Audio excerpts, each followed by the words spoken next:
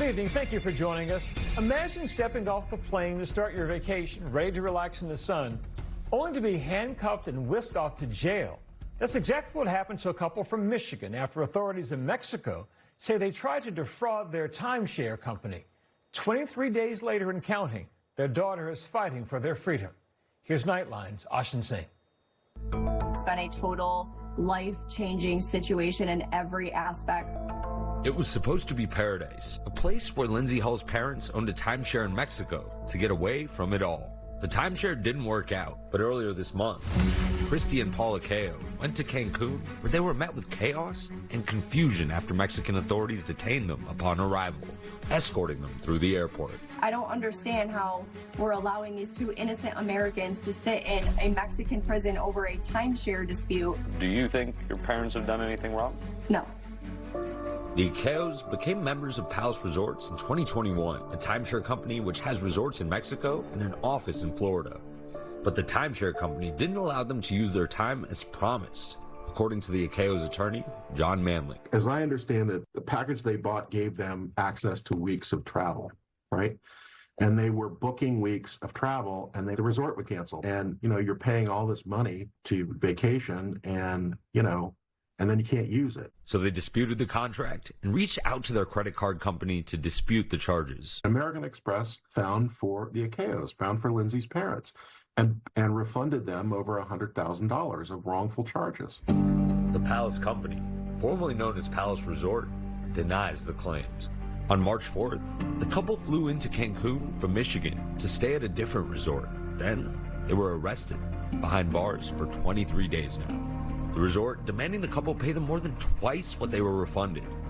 In a new statement, the Palace company saying its subsidiary, Palace Elite, filed a criminal complaint with Mexican authorities.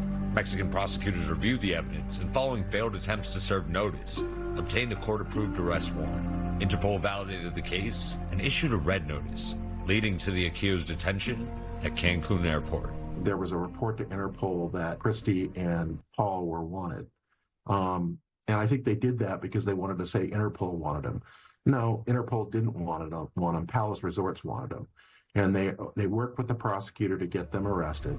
Mexican authorities arguing that the cancellation of 13 transactions were done fraudulently by not recognizing the charges, referencing this Facebook post obtained by ABC News, where Christy tells others to report any and all credit card you use for monthly payments as lost or stolen. Mexican authorities say this post described how they committed fraud.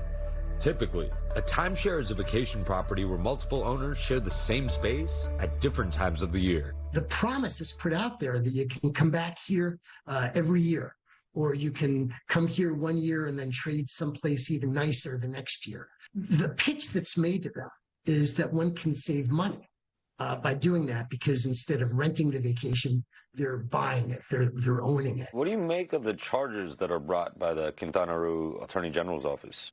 I think they're crazy. It's hard for us to understand because we're used to the U.S. legal system.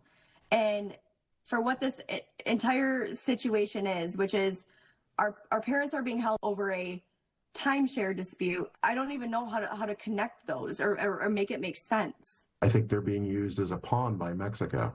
Paul and Christy really love Mexico. They love Cancun. Neither of them have college degrees. They're not professional real estate investors. Christy owned a cleaning company.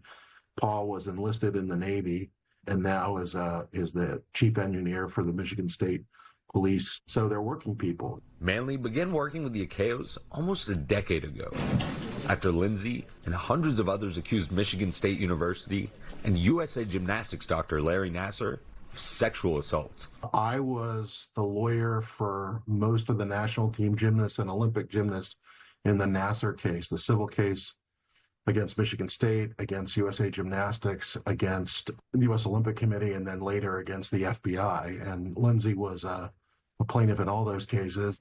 Nassar was sentenced to 60 years of federal charges of possession of child pornography and up to 300 years in Michigan courts for sexually assaulting scores of girls and women.